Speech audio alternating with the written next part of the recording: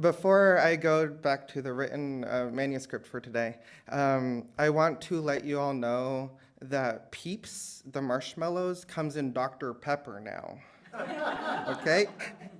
My spouse and I, they're there in the back, and we tried a few of the different colored ones, but it's really those branded ones that have like those like copyrighted flavors, and they're half off anyways. I was listening to Rev Eric's sermon yesterday, and I was like, we need to follow up on that thread because that's important. Hello. Today, I'd like to talk about myth and justice, and this question of what, if anything, can the Bible offer on the journey toward world peace? I'm focusing on the Bible not because I think y'all need it. If y'all don't have it and you're content, like, keep on going that way. But in my tradition, my upbringing, it's a central part of our conversation. So that's what I'm offering today, a glimpse into those conversations. And I know that you and I, we're in different branches of this big spiritual lineage, but we do share a common value for peace that's achieved through justice and celebration of differences. So to find some answers to this question about the Bible and justice, we have a lot of defining to do. And I'd like to first look at what is the Bible. And let me be specific. When I say the Bible, I'm referring to a collective transmission tradition of canonical, Jewish, and Christian scriptures. That is all very familiar words, so I'll just say it again because we know it so well. Ready? The Bible is a collective transmission tradition of canonical Jewish and Christian scriptures.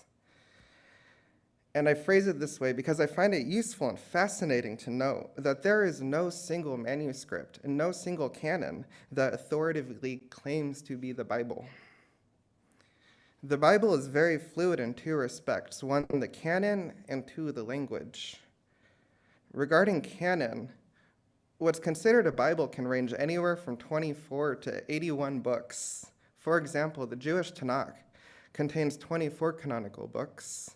A typical mainline Protestant Bible contains 66 books, but a Swedenborgian Bible contains about 34, Catholic Bible about 73, and Orthodox Bibles vary but tend to be around 75 to 80 books in their canons. But the largest biblical canon is the Ethiopian Orthodox Bible with 81 books.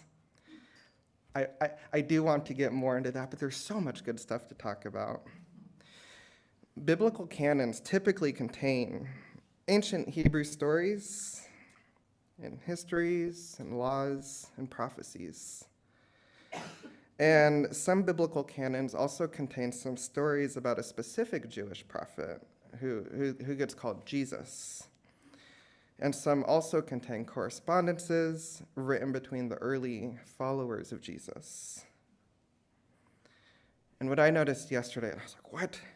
Y'all ever notice that a huge majority of biblical stories are written by people under captivity? I haven't figured out what to make of that, but I think it's cool. So I said there are two varying things about the Bible, the canon and the language.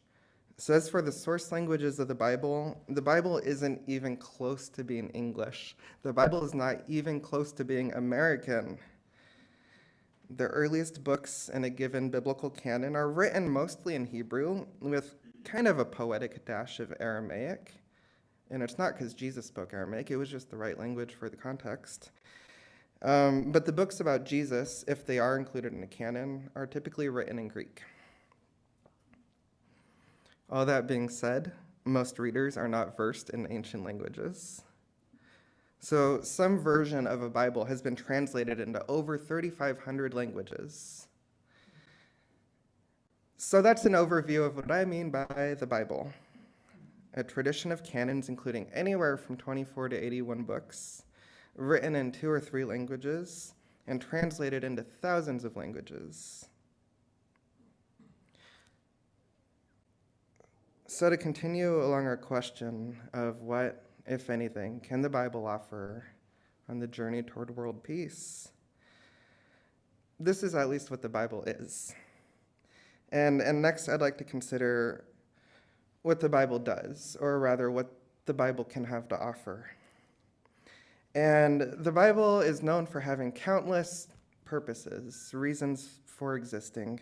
And I really don't think there is any one agreed upon purpose for the Bible. I'm not hedging politely, that's just the nature of the book. I'm so curious now. Anyways, when we're thinking about what the Bible is and what it can offer, I think it really doesn't have any one agreed upon purpose. But here are some that I've heard. I've heard the Bible described as the Word of God, and that is a big claim, and it necessitates believing in a God. So it might work for you. Cool. I've also heard the Bible described, it's an acronym, actually. This is not true, but I've heard the Bible described as an acronym, BIBLE, Basic Instructions Before Leaving Earth. I don't hate it. But I think the purpose of the Bible and what it offers depends on two things, on the passage and on the reader. But for the purpose of our conversation of considering the Bible and world peace, I'd like to go on a little journey of a few philosophers. Will you all buckle up your philosophy brains and do this with me? I'd like to go on a journey of three philosophers from the last 200 years who've discussed myth and meaning making, and they're Émile Durkheim, Ernst Cassirer, and Michel Foucault. And we're going to consider these three philosophers because they give us a way to understand religious scriptures in a broader context of human life, beyond just insider Christian perspectives. So we'll start with Émile Durkheim. Durkheim was a French sociologist in the late 1800s and the early 1900s, just a few years ago. And he was a scholar in what we refer to as the modern era. So being a modern era scholar, he was largely concerned with this idea of modern man. A lot of modern scholarship was about what is this generalized concept of man, of humanity, and what can we say that's generally true about man. So rather than focusing on just the Bible, Durkheim was trying to gather as many data points as he could to understand what is generally true about humans and religion. And something that Durkheim observed to be generally true about humans in his data is that even as societies become more advanced and scientific, we basically stay religious. So Durkheim concluded that religion isn't just this old way of thinking that we come to outgrow. Rather, it's a useful part of how humans interpret and engage with the world. And for Durkheim, particularly as a sociologist, he considered that religion serves social functions, primarily reinforcing social bonds and expanding one's sense of family beyond their immediate circle. And what I think is really critical about Durkheim here is the idea that religion isn't necessarily good or bad, or primitive or advanced. Rather, it has its uses. And since Durkheim's work, there's been a growing belief that religion is actually a fundamental part of being human. Ernst Cassirer was a German Jewish philosopher who lived from 1874 up until 1945. And Cassirer was known for developing this idea that humans are intrinsically symbolic creatures. Cassirer argued that we humans experience the world through symbols and stories and meaning-making structures, and that myth is the basic type of that structure. Myth is the broad category that includes language, religion, art and science, politics. So for Cassirer, symbolic myth-making isn't merely a resource that we get to turn off and on. Rather, myth-making, in Cassirer's view, is an intrinsic part of human cognition, and it's a strength. human perception is limited. We get to see, 50 feet out, maybe? But human comprehension is vast. And this happens through symbolic meaning-making structures, through myths. Humans, in Cassira's view, can interpret and understand way further than what we can perceive because we organize our realities into bigger constructs, myths. So let's take, for example, have you all heard of this idea that humans can only maintain about 150 relationships? And Dunbar's number, new idea, whatever.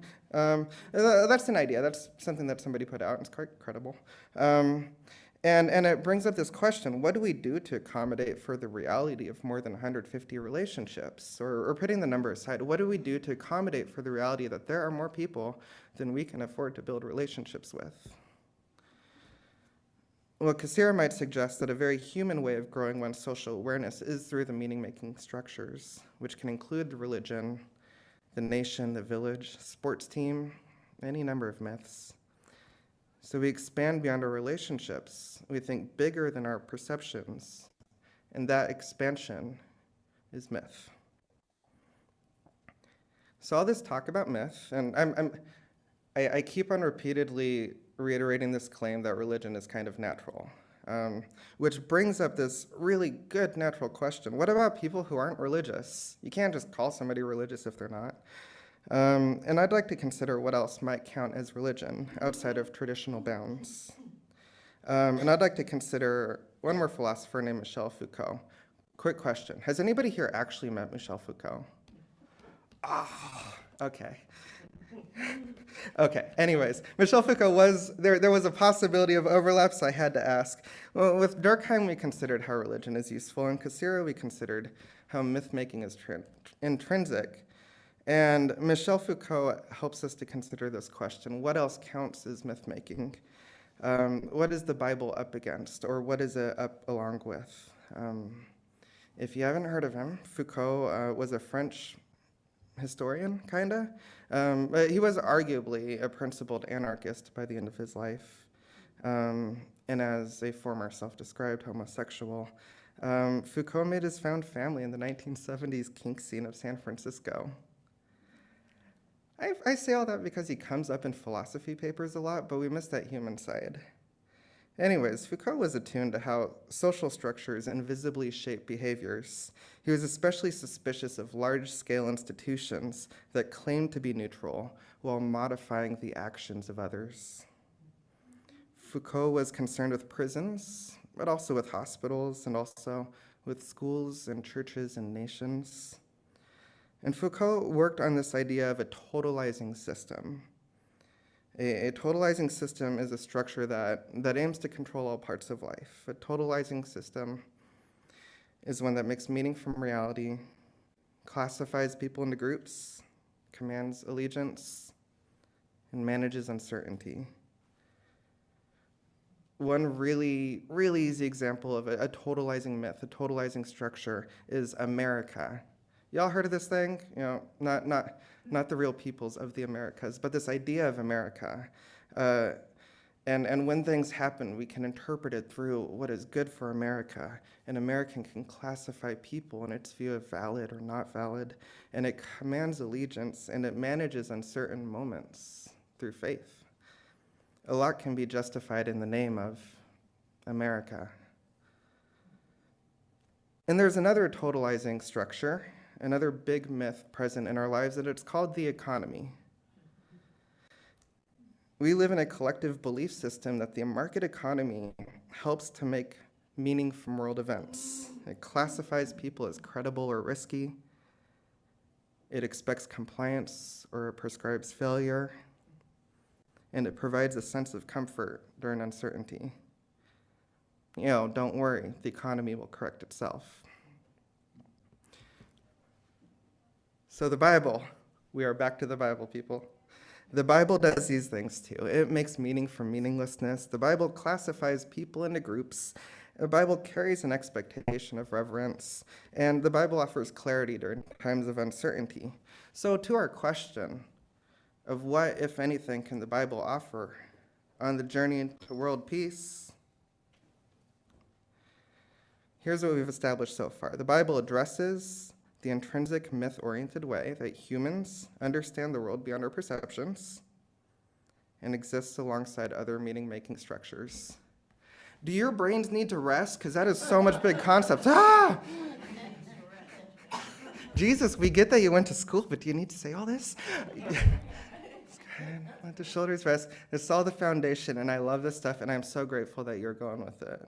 Now, we're going to take a shift now, because here's why I think the Bible gets really specifically helpful. If myth-making is an intrinsic part of humanity, I believe that humans benefit from myth-making systems that do three things. One, address modern traumas. Two, supersede modern divisions. And three, contain truly conflicting beliefs. Let me say that again. If myth-making is an intrinsic part of humanity, I believe that we benefit from myth-making systems that, one, address modern traumas, two, supersede modern divisions, and three, contain truly conflicting beliefs. And here's why I believe all of that. It's about the last part of our question. It's about world peace. I don't know if we'll accomplish world peace. I've read a lot about humanity that's not that positive and some that is, but whether or not we're going to accomplish world peace, I think we need to try. And if we do somehow achieve world peace, a complete eternal ceasefire, I believe that we have a lot of owning up to do. I believe that in order to achieve world peace, we need world justice. And to achieve justice, we need to be able to tell all of the stories of how we've been harmed. A prerequisite for world peace, in my view, a prerequisite for world peace is that each person on every side is able to say how they've been harmed so that the wounds can be healed. And I say this because peace without justice and truth-telling is just acquiescence. So world peace, real, true, just peace requires immense truth-telling. And truth be told, I don't think we can do it. I don't think we have the capacity to hold all of that truth-telling. But there's the asterisk. I don't think we can do it without a little bit of help and a little bit of work. I don't think the human mind is automatically capable of perceiving the full enormity of the suffering of the world. World peace requires accounting and organizing for far more than the suffering of 150 or so relationships. So to that end, I think the human mind might need a way of organizing vast stories about those who've been harmed. For world peace, we need ways of understanding how we've reenacted and hopefully revised our inherited traumas. For world peace, we have to move beyond our perceptions. For world peace, we need ways of understanding how hurt people, and how occupied people pray. And in doing all of these things, we need to think in ways that come together that supersede modern divisions. So as we come together for world peace, we need ways of coming to the table that aren't just based on modern east-west divides or conservative-liberal divides. A quick aside, I do believe that things like the Marvel Cinematic Universe are helpful myth-making tools, but we can't use them for every side. We need myths that belong equally, or else it's just another victory and another defeat. And bluntly, if we want to achieve world peace, we need ways of comprehending the ancient conflicts between the Mediterranean and the Jordan. And the Bible offers all of these things. It offers ways of interpreting cross-generational feuds, ways of understanding how trauma ripples forward, the prayers, the cries of oppressed peoples. It contains perspectives that predate our modern divides and ancient insights that predate, but also kind of predict modern conflicts. But here's what I really want to emphasize with all of that. All of that builds to this. Of all the Bible's finest attributes, the best thing about it, in my view, the best thing about the Bible is that it doesn't make sense. Okay, hear me out now. The Bible doesn't make sense. It contradicts itself. Have you read the first page? It talks about the creation of the universe, I guess, and then gives a completely contradictory narrative. A few pages later, it mentions that Noah takes 2 of each animal on the ark, but then makes a burnt offering. Was that a unicorn? It's contradictory. It's weird. And then there's David. He's King David. Maybe he writes poems. Maybe nowadays David is becoming a queer icon, and I love that. And then this Jesus guy, the book gives us 4 contradictory events. The dates are different. The people are different. It's weird. It's contradictory. And rationally, this is the Bible's clearest flaw. This is why we can look at it as scientific minds and say the Bible doesn't make sense. Something with internal consistency can't be useful. But mythically, I'm contending here that the internal inconsistency is its greatest strength. Because think about what happens with a myth that makes too much sense. A myth that is clean and consistent and points in one direction, it becomes so easy to control. A controllable myth is a dangerous myth because whoever controls the story controls the people inside of it. The myths that make sense, like the economy, the nation, technology, those myths can be owned and weaponized, and they can be totalizing. And they have one interpretation, and that can control how others think. And that is true about the Bible. People can use the Bible to control other people's thoughts, but only if you don't look at it. It's so weird. You can't genuinely say it says one thing. When we're thinking about myths that you can genuinely say there's one meaning, that's a monoculture. That's a crop. That's a genetic line created and manicured for unilateral control. And a monoculture isn't just fragile, it's controlled. And the Bible is not a monoculture. It's weird. It's a field. It's like tangled and contradictory and untidy, and nobody really gets to have any final word over what it says or means. And you want to use the Bible to justify war, you can do that, but the Bible says, blessed are the peacemakers. You want to use the Bible to enforce obedience, you can do that, but you all see Habakkuk earlier? That stuff is weird. If you want to use the Bible to win arguments, you can, unless you actually read it. It gives you puzzles, not answers. Empires have tried to own it. They can't. Kings have tried to own it. They won't. The Bible escapes every closed reading in the way a wild ecosystem escapes having any one phenotype. Its contradictions aren't flaws. It's what keeps it free, alive. And that matters for peace. Because peace cannot be built on a myth that only belongs to the winner. Peace cannot be built on a myth that has a side. Peace requires a story that nobody can fully control. So, what, if anything, can the Bible offer on the journey toward world peace? I think it's weird. That's it. Amen.